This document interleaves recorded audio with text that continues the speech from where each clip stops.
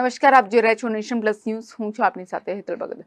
છોટાઉદેપુરમાં ચૂંટણી શાંતિમય વાતાવરણમાં યોજાય તે માટે સંસદીય મત વિભાગના મદદનીશ ચૂંટણી અધિકારીઓની બેઠક મળી હતી.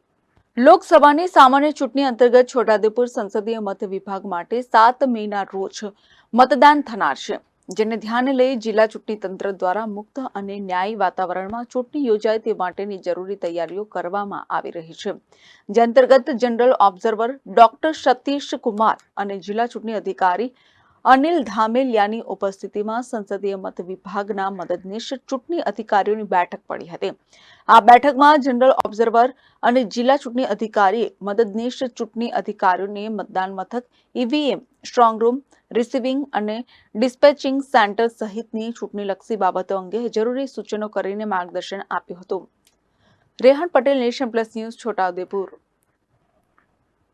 સમાચારોના સતત અપડેટ માટે નેશન પ્લસ ન્યૂઝના યુટ્યુબ ચેનલને સબસ્ક્રાઇબ કરો, બેલ આઇકન દબાવો અને ફોલો કરો ઇન્સ્ટાગ્રામ, ફેસબુક અને ટ્વિટર પર.